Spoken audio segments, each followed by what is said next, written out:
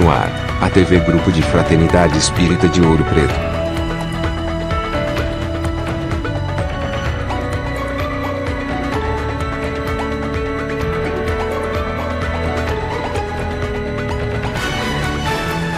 Fraternidade divulgando o Espiritismo.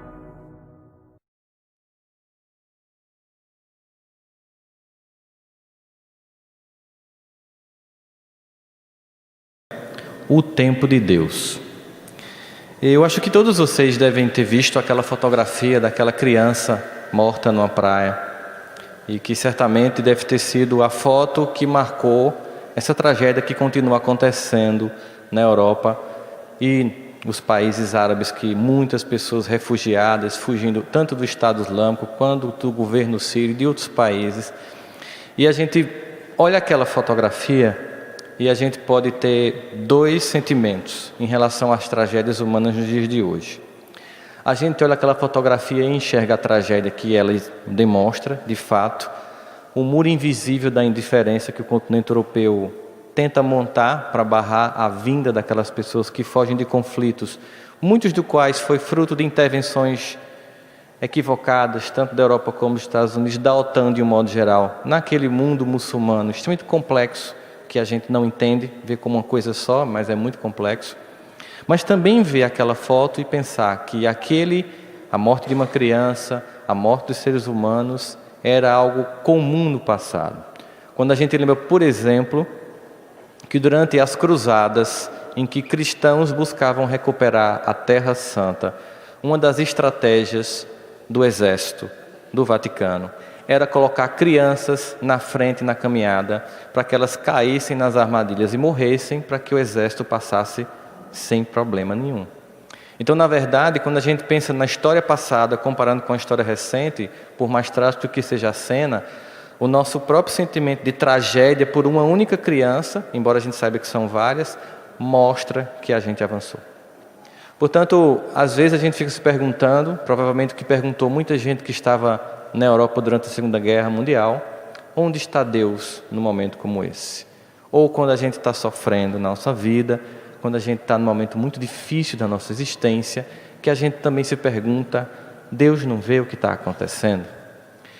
Eu sei que para muitos de nós que tem uma visão de unicidade das existências, que acredita que só tem uma vida, é até difícil responder isso.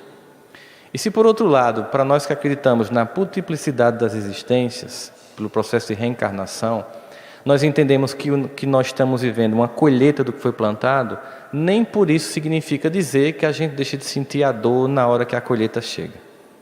Em nenhum momento a crença na reencarnação nos torna frio a dor da coletividade ou a dor de um ser humano que sofre a colheita de um plantio amargo.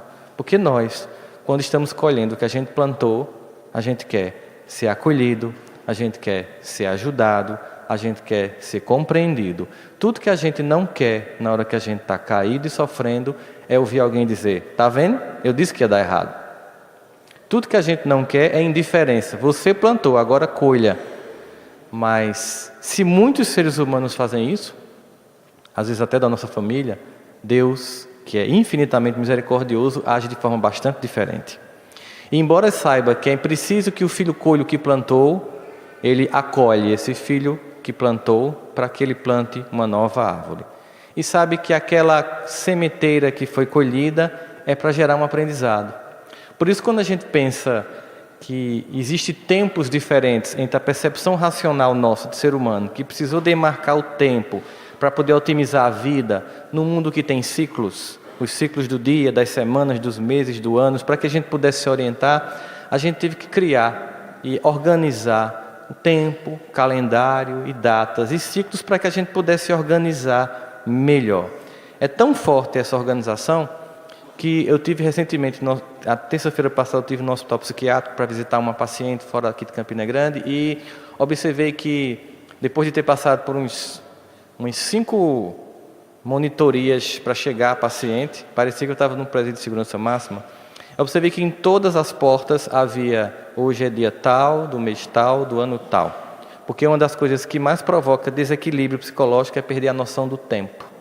É por isso que naquele filme de Tom Hanks, O Náufrago, ele marcava o tempo no coqueiro para que ele soubesse o que estava acontecendo. A perda da noção do tempo para nós é muito ruim e nos torna desconecto com a raça humana. Mas Deus age sobre um outro tipo de tempo. Mas dá para, pelas próprias experiências da gente, a gente compreender um pouco desse tempo de Deus. Existe uma frase muito comum que a gente ouve: o que vem fácil vai fácil. A gente já deve ter ouvido isso muito, né? A gente observa, por exemplo, que quem está no mundo do crime rouba, como aquilo é muito simples, continua roubando até que é pego.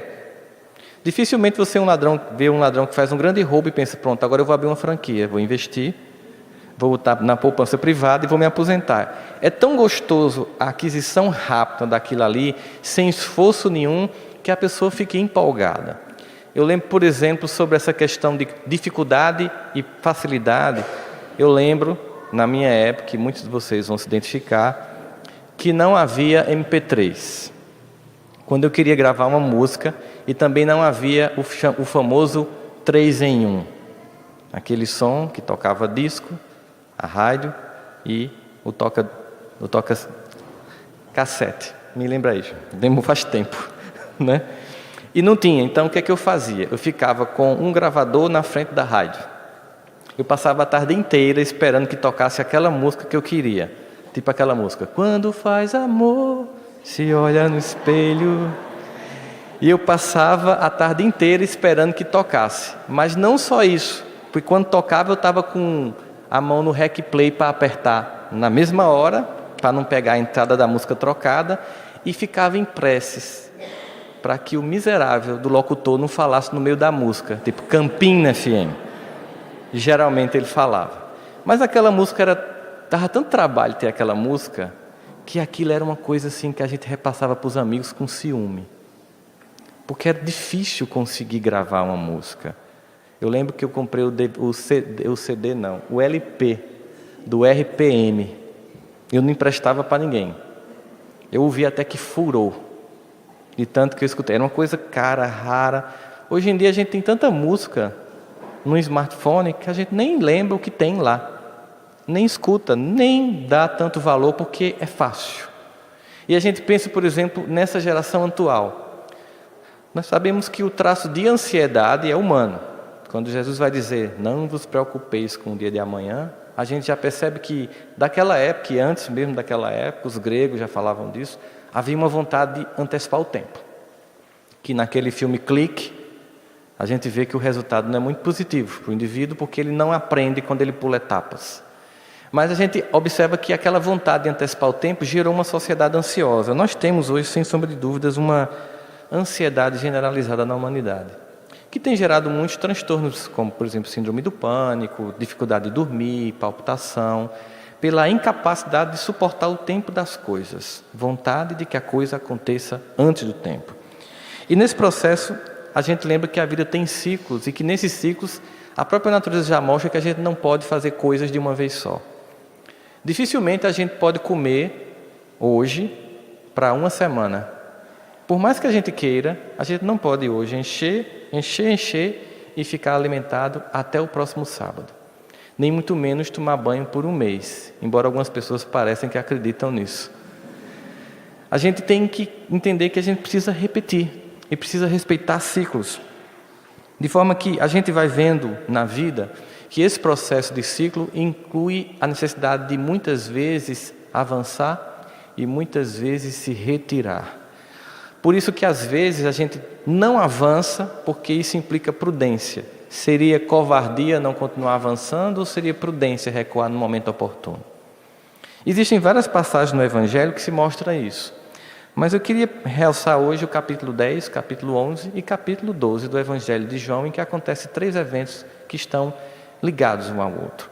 O primeiro acontece no capítulo 10 de João, em que Jesus está numa pregação na Judéia e começa a perceber que a hostilidade sobre ele, sobre os que o seguem, cresce e a vontade de capturá-lo aumenta, até que ele começa a ser alertado pelas pessoas que estão tentando lhe prender, querem lhe matar, e ele, conforme está dito no capítulo 39, no versículo 39 de João, no capítulo 10, procuravam, pois, prendê-lo outra vez, Mas ele escapou de suas mãos e retirou-se outra vez para além do Jordão, para o lugar onde João tinha primeiramente batizado, e ali ficou.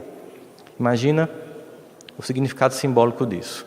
Estão tentando persegui-lo, estão tentando prendê-lo, ele volta para o lugar do batismo, o lugar do começo da tarefa, o lugar em que ele é anunciado como Filho de Deus, para um processo de espera, de paciência, porque ainda não era o momento do Gólgota, por exemplo. Ainda era o momento de avançar ainda mais.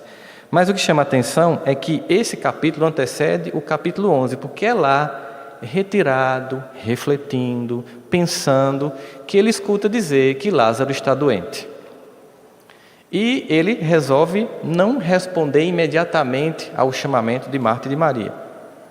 E, obviamente, a própria demora ou o próprio tempo de não atender rapidamente à vontade daquelas irmãs que estavam com o irmão doente, para nós já é uma lição.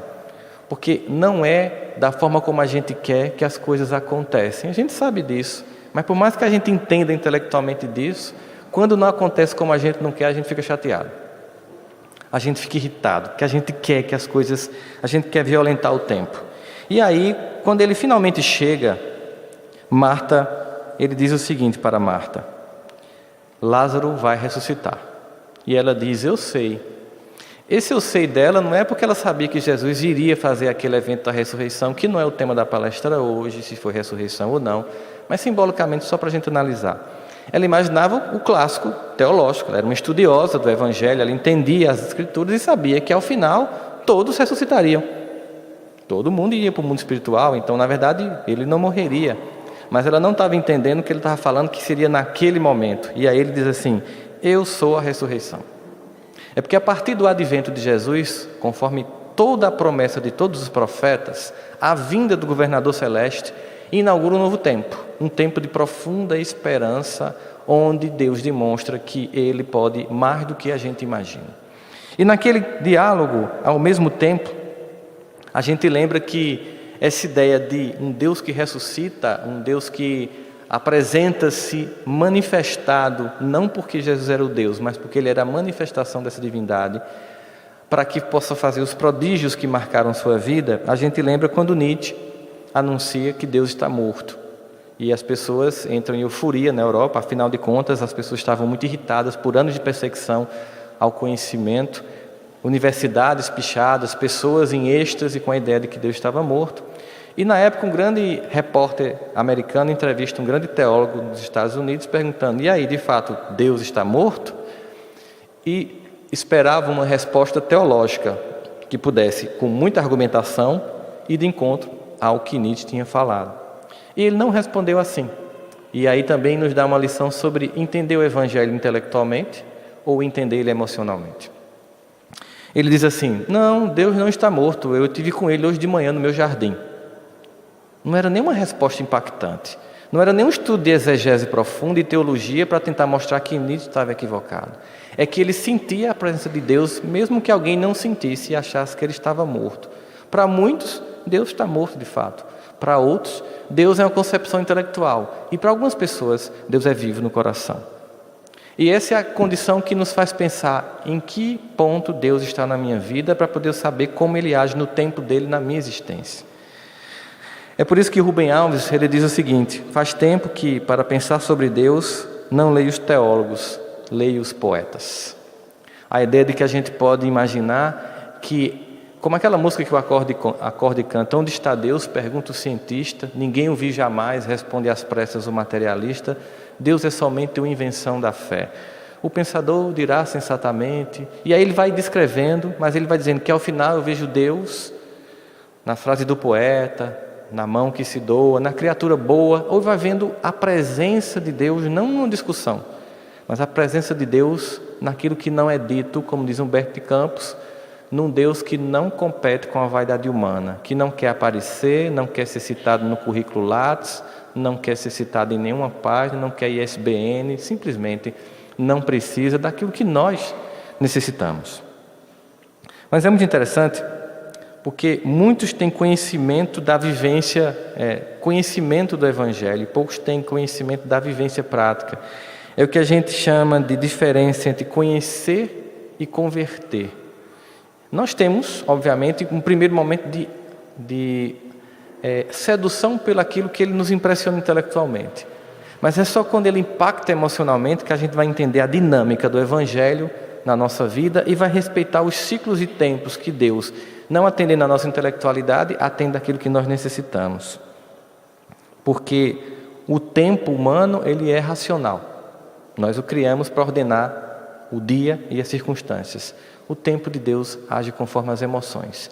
É quando Ele sabe que nós estamos de fato prontos, que Ele oferece aquilo que a gente tanto solicitava. Porque se der antes, destrói. Se você oferecer liberdade a um filho de 12 anos para ir sozinho para um show, sair na sexta-feira e voltar na segunda, você o destrói. Se você fizer isso com um filho de 15 anos, você também o destrói. Enquanto ele depender de você, ainda assim, pense na possibilidade de que se ele depende de você, você que determina a norma. E se ele não respeita a norma do tempo de um pai e de uma mãe que sabe a maturidade das coisas, ele se destrói. E se nós que somos assim podemos entender isso, imagine Deus. O quanto Ele sabe que muita coisa não é ainda o tempo. Quantas coisas a gente desejou antes, isso aconteceu muito depois. E quando aconteceu, a gente concluiu, se eu tivesse tido isso 10 anos atrás, tinha dado errado. Eu teria me empolgado, eu teria me perdido, eu não teria entendido, eu não teria bem aproveitado. Na verdade, Deus respeita esse tempo. Mas a gente pode violentar isso? Pode. A gente pode criar um movimento de insistência, desrespeitando esse limite, ultrapassando, mas toda vez que a gente faz isso, vem consequências. Uma dor profunda se abate, porque não temos maturidade. Quando o ego humano é exposto a algo maior do que ele pode absorver, num tempo e numa velocidade que ele não tinha como ir incorporando, absorvendo, abstraindo e construindo possibilidades emocionais para suportar, ele se destrói. Nós temos vários exemplos no mundo das celebridades, porque as celebridades, elas acontecem, muitas, a maioria, instantaneamente. Embora muitas venham trabalhando há muito tempo, mas é de repente que elas se tornam conhecidas para o mundo todo. Vamos imaginar, por exemplo, o caso de Elvis Presley, que vivia tentando gravar, vivia cantando com seu violão no seu quarto, e de repente ele explode, mas é algo tão vultuoso que ele não consegue dar conta e entra em rota de colisão com o próprio eu e se destrói. Temos Marilyn Monroe, mas mais recentemente nós temos Amy Winehouse, que era uma cantora britânica com a voz de uma negra jazzística americana, um potencial imenso, mas ainda assim volta numa impossibilidade de conjugar essa vida e termina morrendo por overdose de álcool, porque é como se ela fosse exposta muito ao que desejava antes do tempo da preparação do ego. E toda vez que a gente quer violentar as coisas, há uma repercussão negativa, porque é necessário o tempo da maturidade para que as coisas aconteçam. Então, uma coisa que chama a atenção também é que ainda no capítulo 11, Marta diz uma coisa que é interessante ver ela dizendo isso para Jesus, porque é como se fosse uma cobrança. Ela diz assim, lá no capítulo 11 de João, no versículo 21, Marta diz o seguinte: Senhor, se tu estivesse aqui, meu irmão não teria morrido. Ela estava dizendo de forma doce, o celular não despertou não? Por que você atrasou? Você chegou tarde. Ela está dizendo isso, como alguém que ama o irmão, que ela mandou a notícia 2 dias antes, e ele levou 2 dias para finalmente decidir ir. Ela pensou, 1 dia antes, e ele estaria vivo. E aí a gente fica pensando, será que Jesus atrasou? Será que foi realmente ele estava assim meio preocupado, ele estava talvez checando os e-mails e o WhatsApp, vendo as postagens no Facebook, e aí se distraiu, eita, passou o tempo, tem que ir lá ver Lázaro. Será que seria uma coisa tão simplista assim? Eu tenho um propósito. A gente sempre percebe que há um propósito sempre muito maior do que a gente pode analisar. O que a gente pode ver hoje é isso, mas certamente no futuro a gente vai poder ver muito mais. Mas certamente, uma coisa fica claro para a gente. É que se Jesus tivesse chegado assim que fosse chamado, ele teria curado Lázaro. Lázaro estava doente e ele ia curar. Porque ele chegou com Lázaro morto, ele ressuscitou. Ou seja, o que ele fez foi maior. E fica uma lição para nós. Quando a coisa ainda não aconteceu como a gente quer, é porque vai ser maior do que a gente imagina. Porque, na verdade, o que Deus projeta para nossas vidas é maior do que o nosso ego temporal deseja. Porque o que Deus projeta para nossas vidas, e isso não é apenas material, nem emocional, nem espiritual, mas é tudo isso junto, ela é um projeto que está além da nossa visão circunscrita. Por isso que quando demora, é porque vai vir mais do que nós imaginamos. Se ele tivesse chegado antes, era cura. Chegando depois, foi ressuscitação. Mas havia mais do que isso. Mais do que esse aprendizado para deixar para Marta e para quem estava lá. Havia o que vinha no capítulo 12. Havia uma lição para ser dada para toda a Judéia. Na sequência do capítulo 12, Jesus ele vai a Jerusalém na Páscoa. E havia uma trama do Sinédrio para que ele fosse, já que ele não tinha sido preso, já que ele tinha fugido, já que ele tinha ido para o Jordão, ele tinha escapado e não tinha, digamos assim, um motivo evidente, ao menos uma estratégia política tinha que ser armada, porque já queria voltar na Páscoa, se combinou para que ele fosse ignorado, para que ele entrasse e as portas estivessem fechadas, para que ninguém observasse ele passando. O que aconteceu foi inversamente o contrário. Milhares de pessoas estavam esperando Jesus com ramos na mão, saudando a vinda do Messias. E quem estava do lado de Jesus? Aquele que fugiu? Não. Aquele que prudentemente se recuou para continuar uma tarefa que é além daquele momento. Recua, vai visitar Lázaro, e quando Jesus volta naquele momento em que todos estão festejando, o que é que o Sinédrio tem que engolir, tem que observar? É que Jesus volta e do lado dele está um homem que havia sido enterrado há 4 dias. Mostrando mais uma vez a grandiosidade da tarefa dele. Lázaro entra com Jesus junto com a multidão, mostrando o quão disposto estava o Cristo em nos acolher em nossas dores, em nos encontrar nos momentos difíceis, mas não nos atendendo no tempo que a gente quer, mas no tempo que é necessário. Nesse processo, obviamente a gente percebe que Deus não atrasa. Porque nós não podemos ancorar nossas esperanças nos sentimentos. Sentimentos terminam gerando ansiedade, angústia, tristeza, depressão, porque não acontece como a gente quer. Quando a gente está ansioso, triste, depressivo e angustiado, é porque as coisas não estão acontecendo como a gente quer. Quando a gente ancora não nos sentimentos, mas na esperança e na fé, a gente entrega. E quando a gente entrega, a gente relaxa, porque nós não tomamos conta de nada. Segunda-feira passada, eu peguei um avião pequeno de uma cidade para outra, numa palestra que eu fui fazer, um avião que tinha 20 lugares. E quando o avião foi decolar, era turbohélice. Eu entrei e fiz um turbohélice. Não é uma coisa muito agradável, um turbohélice, mas pelo menos são 2, né? E começou e parou. Aí eu fiz assim, respirei, todo mundo tenso. Aí começou de novo a tentar partir, parou. Aí eu fiz, é o seguinte, eu não vou desencarnar hoje, que já me disseram, que eu vou morrer velhinho. Então tem 2 opções. Ou o avião quebra de vez e eu fico, ou ele funciona até eu chegar. E eu vou relaxar, eu vou ouvir música. Coloquei música e comecei a ouvir. O avião pegou e foi até a próxima cidade. Não foi nenhum poder meu. Mas o que eu podia fazer naquele momento? Me desesperar e passar a viagem todinha tão tenso, mas tão tenso, mas tão tenso, que eu ia chegar destroçado no lugar onde eu ia, e imediatamente havia uma palestra para fazer, ou eu ia ouvir música, olhar a paisagem e saber que se o avião fosse cair eu não podia fazer nada, e para ele continuar voando eu também não posso fazer nada, porque não depende de mim. Quando a gente quer sustentar pelo sentimento, eu iria ser tomado de pavor, de angústia e de medo. Ia ser muito desgastante. É claro que de vez em quando que ele fazia aquele vaquinho e esses menorzinhos faz mais, opa, a fé é fraca, aí ela oscila conforme o avião vai caindo, mas volta, ele sobe, aí você, voltou, tá, vai, né? Quando pousa, aquela sensação de como Deus é maravilhoso, e você fica assim, bom, realmente não era a hora, mas o que significa dizer é que nós temos que entregar, porque quando nós não entregamos, nós sofremos. Mas eu gosto dessa figura, e vou repetir, nós entregamos igual a Whoopi Goldberg em Ghost, quando ela vai entregar aquele cheque de $4 milhões àquela freira em Nova York, motivo de toda aquela tragédia, que foi ao assassinato do amigo, ela entrega o cheque à freira, a freira puxa, ela segura, aí a freira puxa de novo, ela segura, e aí que o Espírito faz? Devolve ela solta. É porque quando a gente entrega a Deus, a gente entrega assim vacilando mesmo.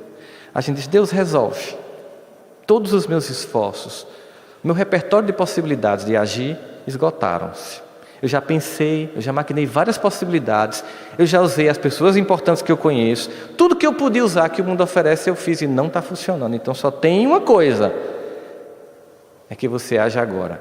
Olha, quando a gente faz isso, significa dizer que Deus, que devia ser sempre o plano A, é o nosso plano B. Primeiro a gente tenta resolver, depois a gente delega. A gente poderia começar perguntando como Ele podia ajudar a gente a resolver aquilo, delegando primeiro, escutando a intuição, porque Ele fala. Mas a gente, tudo bem, Ele fica lá paciente, igual a freira. Se você soltar o cheque, eu pego, senão fica com você. Se você soltar o problema e der para mim, e tiver merecimento, possibilidades, acontece o que você nem imagina. Mas enquanto você quiser resolver com suas possibilidades, não acontece nem o que você imagina. Mas essa entrega exige uma fé que não é racional. Exige uma fé que é emocional. É um sentimento daquela criança que adormece no meio de uma festa sem temor nenhum, porque está nos braços do Pai. E sabe que vai acordar no outro dia, na cama dele, no quarto dele. Inclusive de noite, quando chegar em casa, a mãe dá uma mamadeira sem que ele nem saiba, toma dormindo. Porque ele está sendo cuidado e ele consegue dormir no meio de uma micarande, no meio do Parque do Povo, no meio de uma festa familiar barulhenta, porque ele tem absoluta confiança no cuidado do Pai. Essa condição de criança que se entrega, que muitas vezes falta na gente, porque a gente fica raciocinando demais, e muitas vezes confundimos fé raciocinada com falta de entrega e falta de emoção. A fé raciocinada nos é trazida pela doutrina espírita para nós não mistificarmos e não dogmatizarmos e não mais uma vez usarmos o Evangelho para destruir, dividir e conquistar. Isso é a função da razão nessa nova vertente do Evangelho redivivo. E isso não exclui entrega emocional, isso não exclui uma emoção e uma entrega completa a um Pai que cuida de todos nós. E aí, a gente vai vendo esse processo no desenrolar da lição do Evangelho e vemos que os limites são bênçãos. Aquilo que a gente não está conquistando e que nos irrita é algo que não deve ser conquistado ainda. E nós entramos num processo de dinâmica engraçada que a gente vê na constelação familiar. Para que eu possa viver na minha família, eu preciso respeitar e honrar profundamente os meus pais, o que implica obedecê-los. Mas ao mesmo tempo, para acontecer como pessoa, eu preciso desobedecê-los. Há um momento em que eu tenho que sair, mas mesmo que esse momento aconteça, tem que ser num tempo da maturidade e em meio ao respeito. Porque mesmo quando o pai e a mãe dizem assim, não faça que não vai dar certo, e você insiste em dar certo, não significa que seu pai e sua mãe estavam lhe sabotando. Mas era o amor em forma de medo que estava se manifestando. Era um temor de que desse errado. E isso é amor. Jamais é sabotar, jamais é tolher. E às vezes a gente não compreende isso. Embora Deus não tenha nenhum tipo de temor com relação ao nosso futuro. Em geral, nós só vemos o presente. Por isso que o nosso desejo é sobre coisas que aconteçam agora. Mas Deus, que tem uma visão do antes, do durante e do depois, sabe muito bem que isso que eu quero agora não vai funcionar para mim. Quando a gente insiste e não flui, há um recado muito claro dos céus. Mas tem coisas que a gente tem que insistir para conquistar. Como saber a diferença? Como saber se eu não estou desistindo ou não sendo persistente? E como saber se eu não estou sendo insistente e incoerente? É difícil. Para isso é preciso que nós pensemos que, de fato, essas experiências, elas são muito mais emocionais do que racional. Porque pelo racional, eu fico insistindo ou eu desisto, e fico me culpando, ou porque insisti ou porque desisti. No emocional, a gente espera um sinal que não é algo muito claro para nós, que não é uma coisa que vai aparecer assim no céu. Não vá para João Pessoa amanhã. Não existem esses recadinhos assim, mas certas intuições, certos sentimentos, certas sensações que apontam desconforto ou leveza. Como a gente não escuta bem as emoções e as intuições que nos são mandadas, a gente faz escolhas racionais. Aí nós temos uma grande ajuda para quem é casado, é que as mulheres, ou no casal homoafetivo, sempre tem alguém que ocupa essa polaridade, essa intuição do feminino. São pessoas que nos oferecem a possibilidade de concluir coisas que o racional masculino não dá. É muito comum no casamento a esposa dizer um negócio e você perceber que não tem sentido nenhum aquilo, que racionalmente ela está completamente equivocada, e quando você vai fazer dá errado e acontece o que ela tinha previsto. E você pensa assim, ô boca de praga. Não. Intuição. O que danado é intuição? É porque a razão implica um monte de coleta de dados, e assim foi feita a ciência, o paradigma, as disciplinas e as epistemes, coleta dados a partir de um paradigma muito claro, para evitar que a minha mente me engane, que o outro possa reproduzir e que dê o mesmo resultado. Razão. Precisamos de um monte de informação, um monte de entrevista, um monte de informação do mundo todo, de vários pesquisadores para concluir isso. Razão e ciência. A mulher é o seguinte, ela precisa de uma coisa insignificante para concluir isso. E na mente do homem isso não cabe. Mas quando nós não escutamos as mães e as esposas, pelo menos falando por mim, dá errado. E muito. Não nos esqueçamos. Há um tempo de semear e há um tempo de colher. Por isso, violentar esse processo é algo que cria ou desconstrói as possibilidades. A impaciência, ela impede que muita gente aconteça como deveria, que muita gente cresça como deveria, que muita gente alcance o que poderia alcançar, porque se queimou etapas. Existe uma história muito interessante de um pai que chegou para um diretor de uma escola, na universidade, e disse assim: o currículo escolar não poderia ser simplificado para que meu filho pudesse ir para o caminho mais curto? Quando a gente está num curso que a gente paga os tamboretes, não tem os tamboretes, para que isso, Jesus? Por exemplo, eu me pergunto, por que eu estudei cosseno e cotangente? Mas foi importante que João estudasse cosseno e cotangente, porque se ele não tivesse estudado, esse cálculo desse telhado aqui, sem viga, não estava dando certo e poderia ruir no meio de uma palestra. Obrigado porque você estudou, mas eu continuo sem saber porque eu estudei. Mas a gente estuda porque a gente tem que adquirir um pouco do conhecimento de tudo para depois decidir o que a gente quer fazer. E aí ele pergunta, o meu filho não podia ter um currículo simplificado para chegar mais rápido? E a resposta do diretor da universidade, ela é muito clássica. Ele diz assim: sem dúvida, respondeu o educador. Tudo depende, porém, do que o senhor queria fazer do seu filho. O que o senhor quer fazer do seu filho é que a gente vai saber se o currículo tem que ser longo ou tem que ser curto. Ele diz, quando Deus quer fazer um carvalho, por exemplo, ele leva 100 anos. Mas quando ele quer fazer uma abóbora, precisa de apenas 3 meses. Muito significativo. Um carvalho, uma árvore frondosa, precisa de tempo. Uma abóbora, uma melancia, uma fruta qualquer, é bem rápido. Portanto, nós temos que nos perguntar, o que eu quero é uma coisa que é consolidada ou uma coisa fugaz? O que Deus quer é algo eterno. O que nosso ego, no mundo ansioso e consumista, quer é algo temporário. Portanto, se Deus sabe que aquilo alcançado pode me destruir, aquilo vai ser vetado. E se eu insistir, eu vou sentir consequências. Porque Ele ama. E não vai querer que nenhum filho se perca no rebanho. Ninguém. Por isso, ao mesmo tempo, a gente fica, e agora? Como é que eu vou saber a diferença entre paciência e leniência? Será que eu vou cantar a música Deixa a vida me levar, vida leva eu, e não me responsabilizar sobre as coisas? Como definir em que momento eu tenho que agir, em que momento eu tenho que parar? Mais uma vez, isso não é uma escolha totalmente racional.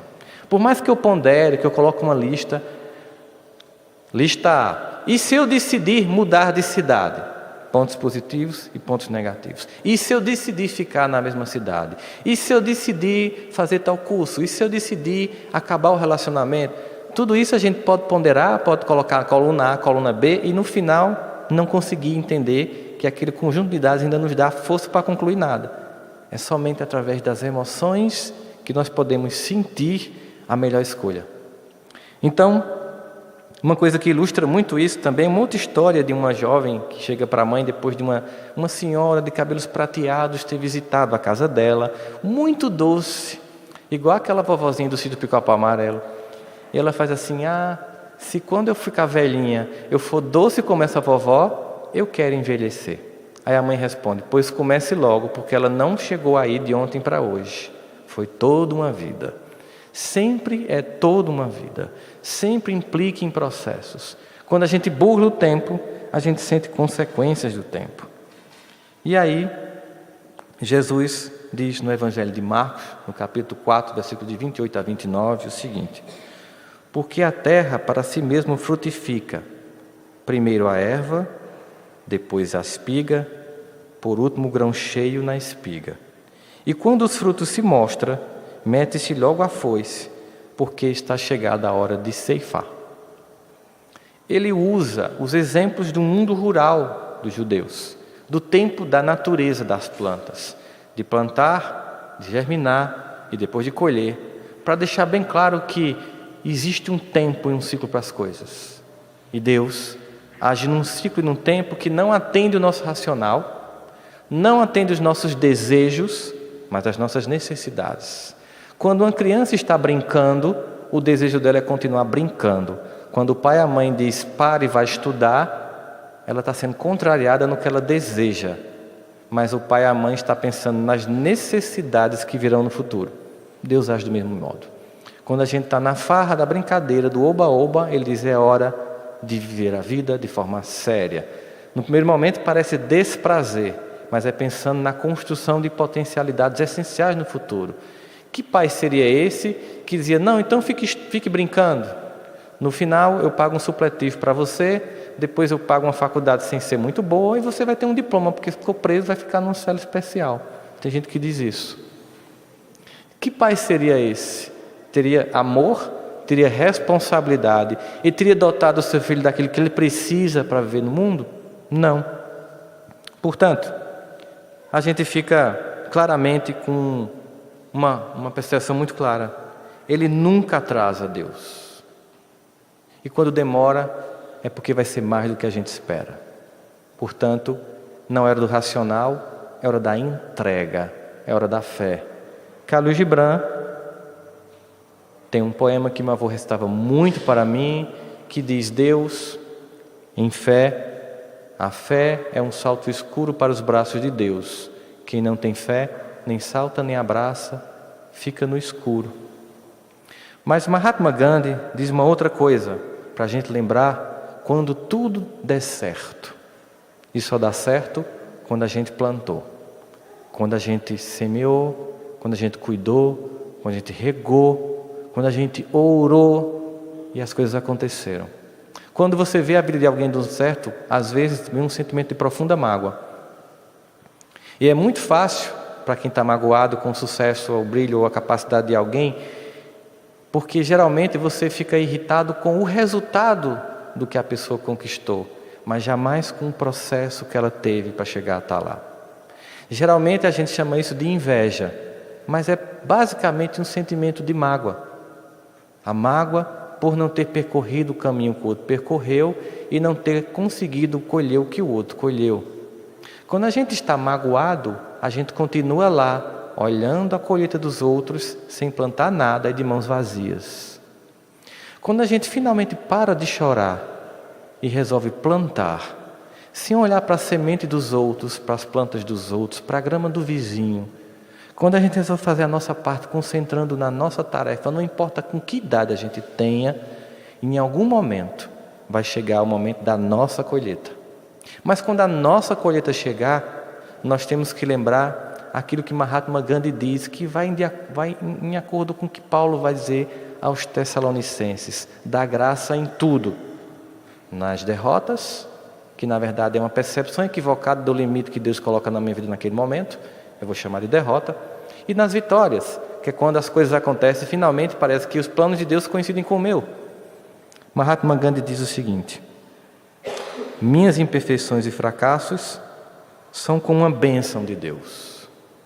Olha que coisa impressionante. As minhas imperfeições e fracassos são como uma bênção de Deus, assim como os meus sucessos e os meus talentos. E eu coloco ambos aos seus pés. Quando der errado, não está dando errado. Não é o tempo. Está dando certo. É preciso abrir a mente para ver o projeto da eternidade. E quando finalmente der certo, na verdade, não deu certo porque aquele era um momento só. É porque deu certo porque antes deu errado. Vou tentar me explicar, senão vão pensar que eu estou fazendo aqueles discursos que a gente tem visto no WhatsApp. Vejam só. Quando dá certo, depois de estar dado errado, é porque, simplesmente porque não deu certo naquele momento, é que se criou as condições para dar certo no futuro. Então, sempre está tudo certo. Ou como diz os maçons, tudo é justo e perfeito na ordem do universo. Simplesmente, tudo tem graça contida de Deus. E tudo é amor, até mesmo a dor. É preciso acordar, deixar de ser criança, chorar menos quando não acontece como a gente quer. E já agradecer a Deus pela vitória que se anuncia no momento que a gente sente a dor que prenuncia o crescimento do ser. Muita paz a todos.